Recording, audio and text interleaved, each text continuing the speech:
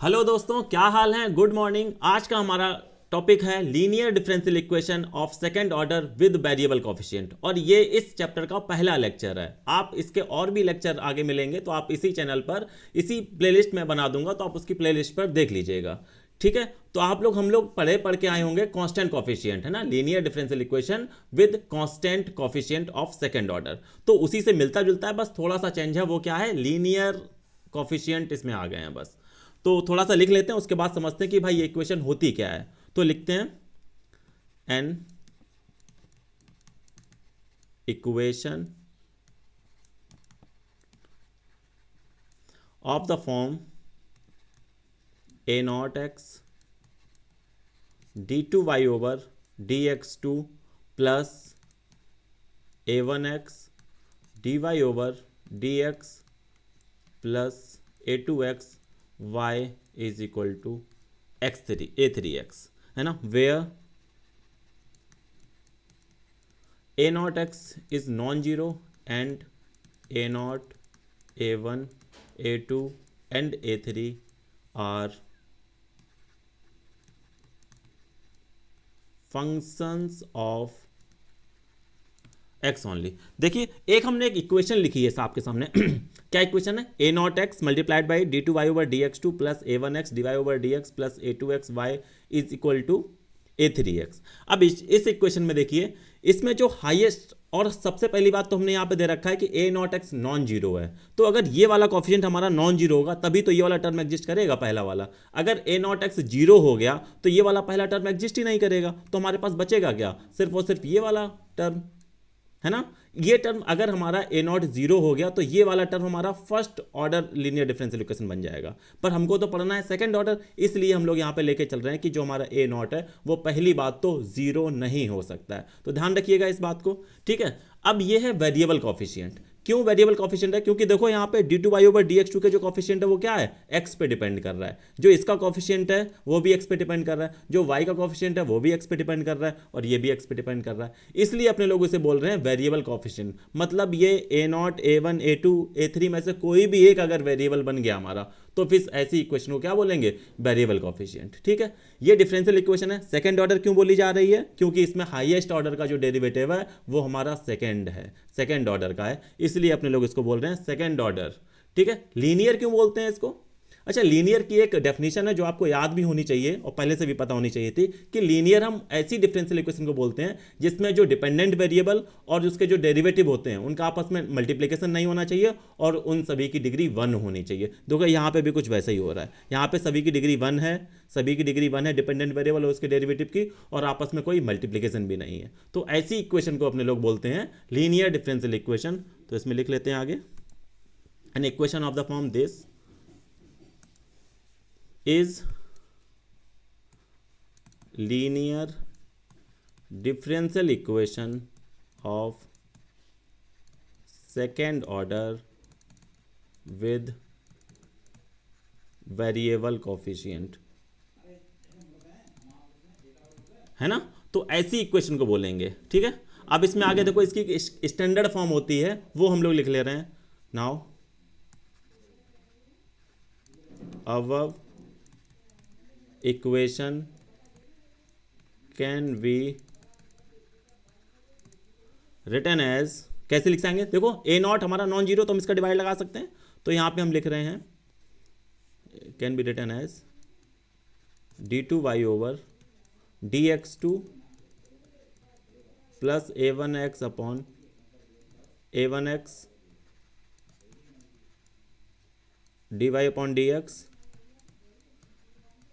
Plus a two x upon a nought x y is equal to a three x upon a nought x. क्योंकि हमारा ए not zero तो हम divide लगा सकते हैं। तो देखो हमने क्या किया है, इसका जो कॉफिशिएंट था हाईएस्ट डेरिवेटिव का, मतलब जो सेकंड ऑर्डर का जो कॉफिशिएंट था उसको हमने वन बना लिया है। तो इस इक्वेशन को ऐसे लिख सकते हैं, इसका नाम दे दे रहे हैं कुछ, इसका नाम दे दे रहे हैं पी, इसका नाम दे दे रहे हैं क्यू और इसका नाम दे दे रहे हैं आर। तो equation can be written as और d two y over d x two plus p d y over d x plus q y is equal to r. ये हमारी स्टैंडर्ड इक्वेशन है और आपको इस स्टैंडर्ड इक्वेशन को याद रखना है, ठीक है। इस स्टैंडर्ड इक्वेशन को याद क्यों रखना है? क्योंकि हम लोग सारे क्वेश्चन जितने भी करेंगे वो इसी इक्वेशन के हिसाब से करेंगे। मतलब आपको इसको हम स्टार नाम दे रहे हैं, आपको इसी इक्वेशन के हिसाब से सारे क्वेश्चन को करना है। अब हमारा मेन टास्क क्या होगा? आप जो हमें क्वेश्चन दे रखा होगा उसको पहले तो आपको इस फॉर्म में बदलना है। अच्छा, इसमें और हमारी जो ये वाली इक्वेशन, इसमें अंतर क्या है? देखो अंतर ये है कि इसमें जो d2y ओवर dx2 का जो कॉफिशिएंट है वो a0x है, मतलब कोई भी एक वेरिएबल है, लेकिन हमने इसको यहाँ पे 1 बना दिया है, तो इसलिए हम इसी को स्टैंडर्ड फॉर्म लेके चलेंगे। तो आपका मेन टास्क होगा पी और क्यू और आर को पहचानना, जिससे कि अपने लोग क्वेश्चन को आसानी से कर पाए, ठीक है। तो यही हमारी स्टैंडर्ड फॉर्म है जिससे अपने लोग लेके चलेंगे, और ये है linear differential equation of second order with variable coefficient, जहां पर वेयर लिख लेते हैं p q and r are function of x only, है ना। ये जितने भी हैं पी क्यू आर वो एक्स के फंक्शन है, तब हम इसको बोलेंगे वेरिएबल कोफिशिएंट, ठीक है। कुछ एग्जांपल्स देख लेते हैं। एग्जांपल 1, तो कोई भी इक्वेशन जो सारी कंडीशन को सेटिस्फाई करेगी वो इस फॉर्म में आ जाएगी। जैसे कि अपने लोग एग्जांपल दें, x square d2y over dx2 minus का x dy over dx plus का 3y इज इक्वल टू 1, है ना। तो इस इक्वेशन को देखिए, इसकी स्टैंडर्ड फॉर्म हम लोग अगर लिखेंगे तो क्या हो पाएगी? d2y ओवर dx2, मतलब स्टैंडर्ड फॉर्म में इसके कॉफिशिएंट को 1 बनाना होता है, मतलब जो कुछ भी यहाँ उसका डिवाइड लगाना है हमको। तो यहाँ आ जाएगा x upon x square dy upon dx plus 3 upon x square y equal to 1 upon x square. X square का डिवाइड हमने दोनों तरफ लगाना है। तो यहाँ से देखो p बराबर कितना हो गया? ऑन कंपेयरिंग विद स्टार, इसको लिख लेते हैं ऑन कंपेयरिंग विद स्टार। तो p बराबर कितना हो जाएगा? p is equal to minus का 1/x, q is equal to 3/x square and r is equal to 1/x square. तो आपको हर एक क्वेश्चन में पहले ये पी क्यू आर पहचानना है, उसी के बाद हम लोग मेथड अप्लाई करेंगे। अच्छा, एक और चीज़ आप लोग देखिए कि ये जो हमारी इक्वेशन है, जो इक्वेशन हमने पहला एग्जांपल दिया है, ये कुछ देखी इक्वेशन लग रही है, और ये कौन सी इक्वेशन है? Homogeneous linear differential equation of second order, जिसे अपने लोग कॉशी आयलर इक्वेशन भी बोलते हैं। तो ये वाली जो कॉशी आयलर होती है वो भी हमारी इसी कैटेगरी की इक्वेशन है। किस तरह कैटेगरी की है? Linear differential equation of second order with variable coefficient. लेकिन इसका सॉल्यूशन हम लोग किसके बाद पढ़ते हैं? कांस्टेंट कोफिशिएंट के हिसाब से पढ़ते हैं, है ना। अपने लोग क्या करते हैं, इसे पहले कांस्टेंट कोफिशिएंट में कन्वर्ट करते हैं, उसके बाद इसका सॉल्यूशन करते हैं। तो ये टाइप तो हमारा इस वाले चैप्टर में आएगा इस इक्वेशन का, लेकिन हम लोग सॉल्यूशन पहले ही कर चुके हैं, तो हम लोग इस वाली इक्वेशन को यहाँ पे कंसीडर, मतलब यहाँ पे इसका सॉल्यूशन नहीं देंगे, ठीक है। मतलब इसका मेथड नहीं पढ़ने वाले हैं। और जो दूसरा हमारा है एग्जाम्पल, ऐसे ही और भी हम लोग बना सकते हैं, आप भी बना के एक बार ट्राई करिए। ए की power x d2y over dx2 plus log x dy over dx plus y is equal to sine x। देखो ये भी हमारे वेरिएबल हैं, ये वेरिएबल हैं, यहाँ पे भी 1, कोई भी अगर एक वेरिएबल हमारा कोफिशिएंट हो जाएगा तो उसे इसी कैटेगरी में डालेंगे, और ये हमारा r हमारा है, यहाँ से साइन x हो गया। तो इसे स्टैंडर्ड फॉर्म में बदलने के बाद हमारा p क्या हो जाएगा? इसको लिख लेते हैं on comparing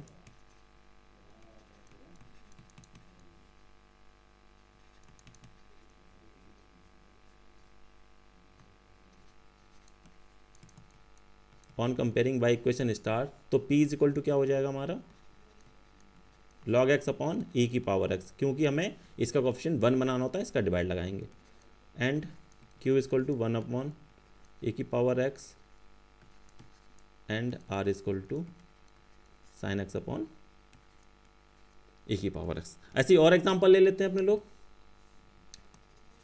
third example, x square y double dash minus का एक्स वाई डैश प्लस का 1 into y is equal to e to the power x cos x। देखिए ये भी हमारी कॉशी आयलर है, सारे वेरिएबल कोफिशिएंट है, सेकंड ऑर्डर लीनियर है। तो इसमें भी p और q पहचानो, तो p इक्वल टू क्या हो जाएगा हमारा? p इक्वल टू हो जाएगा -1 upon x and q equal to हो जाएगा 1 अपॉन एक्स स्क्वायर, और r इक्वल टू हो जाएगा e to the power x cos x upon x square. ऐसे ही अपने लोग एग्जाम्पल और भी बना सकते हैं, है ना। बस ध्यान रखना है जो हमारी इसकी कंडीशन है वो सारी सेटिस्फाई होनी चाहिए। कौन कौन सी कंडीशन है हमारे पास? पहली बात तो लीनियर होनी चाहिए, सेकंड ऑर्डर की होनी चाहिए, और वेरिएबल कोफिशिएंट की होनी चाहिए। यही 3 डेफिनेशन है। वेरिएबल कोफिशिएंट मैंने बता दिया, बस लीनियर की एक बार याद रखिएगा। लीनियर होता क्या है? लीनियर इक्वेशन ऐसी डिफरेंशियल इक्वेशन को बोलते हैं जिसमें डिपेंडेंट वेरिएबल और उसके डेरिवेटिव का कोई भी प्रोडक्ट नहीं होना चाहिए, और इन सभी की डिग्री 1 भी होनी चाहिए। किसकी? डिपेंडेंट वेरिएबल और उसकी डेरिवेटिव की डिग्री 1 भी होनी चाहिए। इंडिपेंडेंट वेरिएबल से फर्क नहीं पड़ता, उसकी डिग्री कितनी भी हो जाए वो सही माना जाएगा, ठीक है। तो अब एक इंपॉर्टेंट बात है कि आप जैसे भी कोई भी मन में एग्जाम्पल सोचिए, आपने उसको लिख लिया, तो इसका मतलब ये नहीं है कि अब उसका सॉल्यूशन भी हमको मिल जाएगा, क्योंकि इसके लिए कोई भी जनरल मेथड नहीं बना है कि आप उसको अप्लाई करेंगे और हर एक इक्वेशन का सॉल्यूशन निकाल लेंगे। तो मैं बोल रहा हूं कि आप बस और बस वही क्वेश्चन ट्राई करिएगा जो किसी स्टैंडर्ड बुक में हो या फिर किसी एग्जाम में पूछे गए हो, जैसे IIT JEM या CUET वगैरह जो एग्जाम होते रहते हैं, ठीक है ना। तो आप उन्हीं के स्टैंडर्ड क्वेश्चन करिएगा। मैं भी कुछ क्वेश्चन को यहाँ पे एग्जांपल या SW के उसमें दे दूंगा, तो आप उनको भी ट्राई कर लीजिएगा, ठीक है। तो ये बात मैं लिखवा दे रहा हूँ, there is no general method for solving such equations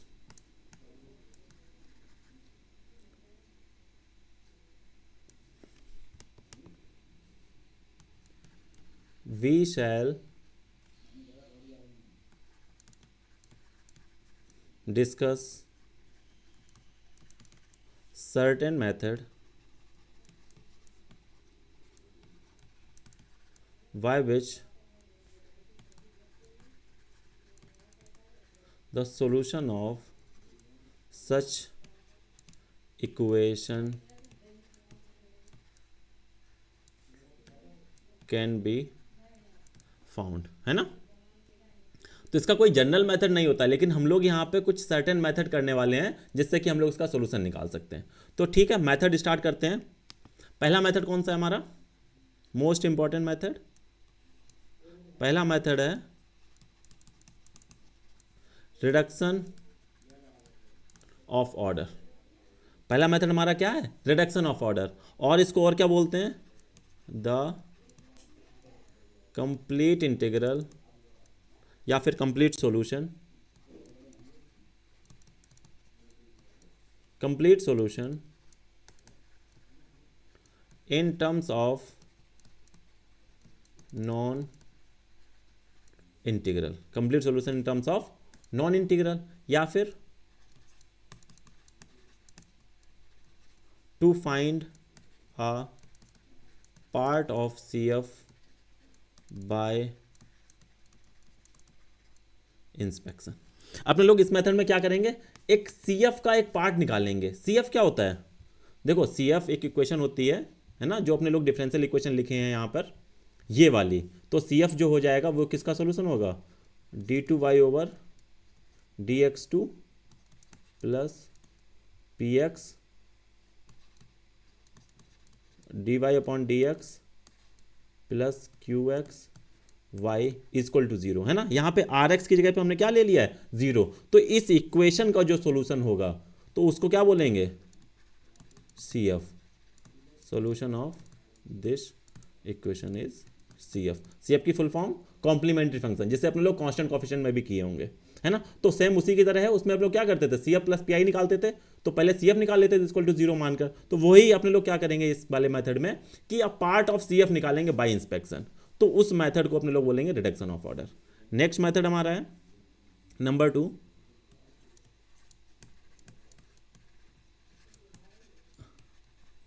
normal form. Normal form और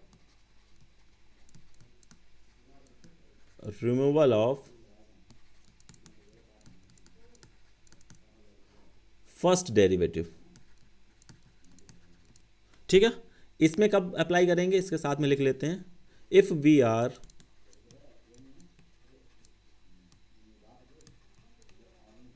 enable to find a part of CF। जो आप लोगों ने पहला मेथड किया है उसमें अपने लोग क्या करेंगे, CF का एक पार्ट निकालने की कोशिश करेंगे, है ना, पूरा CF नहीं निकालने की कोशिश करेंगे, एक पार्ट निकालने की कोशिश करेंगे। यहाँ पे क्या है कि अगर वो पार्ट हम लोग CF का ना निकाल पाए तब हम इस दूसरे वाले मेथड पे जंप करेंगे, और इसका नाम क्या है, नॉर्मल फॉर्म या फिर रिमूवल ऑफ फर्स्ट डेरिवेटिव, जब पहला वाला मेथड फेल कर जाए या फिर हम उसमें से वो CF का एक पार्ट ना निकाल पाए।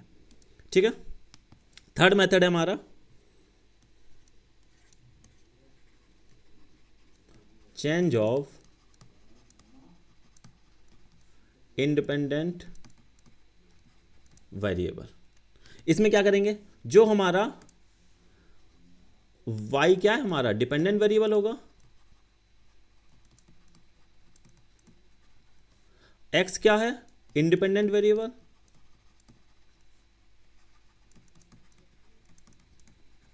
है ना, हम लोग इक्वेशन में ये लेके चलेंगे y dependent variable, x independent variable. अब इस मेथड में अपने लोग क्या करेंगे, x को चेंज कर देंगे z से, तो जो हमारा इंडिपेंडेंट वेरिएबल उसको चेंज करेंगे z से, और फिर उसके बाद सॉल्यूशन निकालने को ट्राई करेंगे। ठीक है, एक फोर्थ जो कि मोस्ट इंपॉर्टेंट है, इसे आप लोग डबल स्टार लगा लीजिए, वो मेथड है method of variation of parameter. काफ़ी इंपॉर्टेंट मेथड है ये, और ये IIT JAM वगैरह में काफ़ी ज़्यादा बार पूछा जाता है और CUT एग्जाम में भी पूछा जाता है, तो इसको आप लोग अच्छे से करिएगा, और जब हम लोग इसको सॉल्व करेंगे तो कुछ वहाँ IIT JAM वगैरह के भी क्वेश्चन को ट्राई करेंगे। ठीक है, एक और मेथड है, इतना यूजफुल नहीं है, आप इसको ना ही ट्राई करें तब भी बेटर है, मैं इसके अकॉर्डिंग क्वेश्चन जरूर करवा दूंगा। वो मेथड का नाम है method of operational factor. Operational factor जैसे हम लोग उसमें करते थे ना, कांस्टेंट कोफिशिएंट में, उसमें अपन लोग क्या करते थे, सबसे पहले डी मान लेते थे कि FD में इक्वेशन बना लेते थे, और फिर उसके फैक्टर करते थे, और फैक्टर करने के बाद एक एक फैक्टर को ऑपरेट करते थे। वही वाला काम अपने लोग यहाँ पे भी कर सकते हैं वेरिएबल कोफिशिएंट में। ठीक है, तो ये इतना काम का नहीं है, हमारा काम इन चारों मेथड से चल जाएगा ऊपर वालों से, हर एक क्वेश्चन वहाँ से ही होगा। आप इसको ना ही ट्राई करिएगा, या फिर एक आध क्वेश्चन मैं करवा दूंगा तो आप उसको देख लीजिएगा, वैसे इसको इतना अच्छा से करने की जरूरत नहीं है। ठीक है, तो ये हमारे पास 5 मेथड थे जो भी हम लोग पढ़ने वाले हैं आगे वाले लेक्चर्स में। तो ये हमारा पहला लेक्चर था जिसमें हम लोगों ने इसका ब्रीफ, इसका एग्जांपल और इसका इंट्रोडक्शन वगैरह जो कुछ था, या फिर कौन कौन से हम लोग मेथड पढ़ने वाले हैं, वो सारा कुछ हमने बताया है। तो आपको अगर कोई भी डाउट आ रहा हो आप इसे कमेंट कर सकते हैं उससे नीचे, या फिर आपको कुछ और टॉपिक जिस पे वीडियो चाहिए हो, या आपको लग रहा हो कि भाई ये इसको थोड़ा अच्छे से समझना है, तो मैं कोशिश करूँगा उसे अच्छे से समझाने की, है ना। तो मैं इसकी आगे एक प्लेलिस्ट बना दूंगा जिसमें सारे लेक्चर्स होंगे। तो इसमें पहला लेक्चर है, आगे वाले दिनों में आगे लेक्चर्स भी मिलेंगे। तो इसके सारे मेथड हम लोग आगे पढ़ने वाले विद क्वेश्चंस विद एग्जांपल। तो आप बने रहिएगा, और बिल्कुल आलस नहीं, आप जाके उस पर चेकआउट कर सकते हैं। Thank you.